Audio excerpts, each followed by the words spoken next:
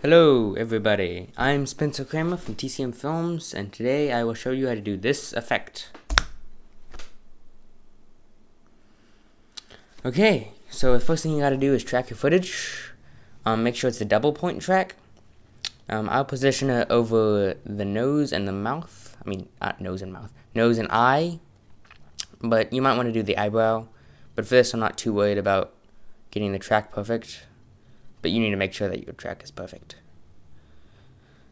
If it's like foreshadowing film or something. So, track forward, and then make a new point layer. Name it face track. By the way, I'll have a tutorial on tracking linked in the description. Parent that to face track. Check rotation and scale, and click apply. And you should have a nice track. Okay, so now create a plane layer, make sure it's black, name it noise, and drop on fractal noise effect onto it. Go into the controls, make the type wisp, the scale 210, and then in the subsettings change the scale to 66. And go to appearance, change the exposure to 0.5 and the offset to 0.06. And then mask around my face on the noise layer. Not my face, your face. I'm gonna be masking around my face. Don't get on anything that moves or anything with too much detail, cause it'll look kind of weird. I have it a little too close to my eyebrow, but that's fine. Feather to about 50 pixels, 50 or so, depending on your shot. Turn the noise layer back on, and it should look something like this. The next thing you want to do is get some vein images from Google, and then make sure it's a black vein on a white background. But if it's not, like this vein image, which is red vein on a black background, then you can just desaturate it, get the hue, saturation, and lightness, and then just go to the master controls and turn that all the way down. And then if you have a white vein on a black background, then there's an invert effect for that. So for this, just change the blend mode to multiply and rename it. I'm going to name it vein 2 because for some reason I think of that as vein 2 and the other one is vein 1. And by the way, you need about 2 or 3 vein layers. I'm just going to position them pretty accordingly. You want to scale and resize and rotate. I'm not doing any of that because, like I said before, I'm skimming over it, sort of. But then, if it's not perfect, you can always go back and make it perfect. And you don't really have to worry about this being perfect. Worry about it being on the place that it's really supposed to be. So, get your second vein image, drop an angle blur on it, crank it up, and then make it very blurry. Make the scale really big, and then drop the opacity some. Because these veins, the biggest veins, are going to be the ones that are like in the back of your face. And then duplicate it again, scale and resize. And then scale and resize, the same thing. Scale and rotate. Drop it on another angle blur.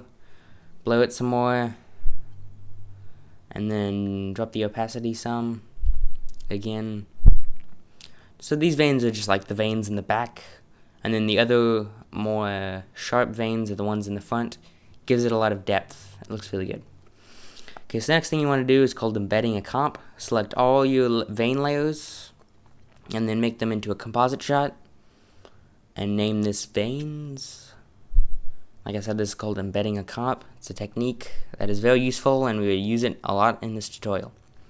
So get a plane layer, make it white, and then pull that to the back of your veins composite shot, and then go back to your footage composite shot, and then change the veins layer to the blend mode of multiply. Then you should have something pretty good. Literally the exact same as before. So now grab veins and noise and make that into a composite shot named noise. And then wait for it. You might have to make a black background, but probably not. Go back to footage, and then change the noise, composite shot layer, blend mode, to color dodge. Where is it? There it is. Okay. Looks amazing, right? Now, duplicate it, change the bottom one's blending mode to add.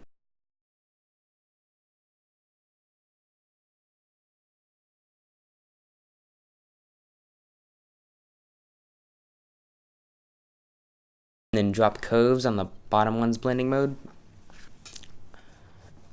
For this one, you want to boost the reds. Get the reds. Boost those. That looks pretty good. Get the greens and make a contrast curve. Quite a bit of contrast. The greens are really the most important part here. And then just desaturate the blues. Not desaturate. Drop them down. I guess that's sort of desaturating. So for this part, you just kind of want to position the hot spots. And the hot spots are the part with the white. The brightest parts of your noise layer. Just position those where the most veins are. Where most of the veins are. That'll add more depth to it. And it'll make it look really cool. And I'm just going to scale it up. You can really tweak this yourself. I'm not going to spend a lot of time on this, but just a couple of tips to see what I'm doing here. Okay, that's fine.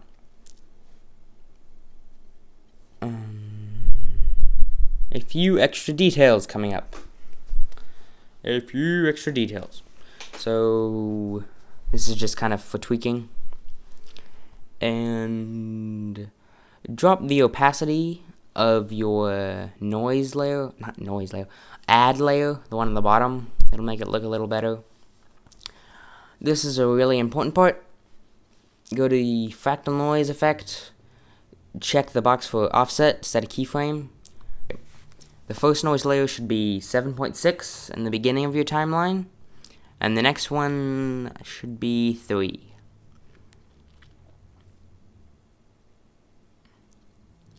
So then it should start out 7.6, and then as you play it, it'll go to 3.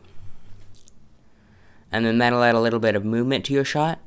You should make that number greater, make more movement, depending on how much the guy in your shot moves. So once again, let's look at the finish effect. And that's it. A little complicated, but you should be good. Not too complicated. And thanks for watching. Bye.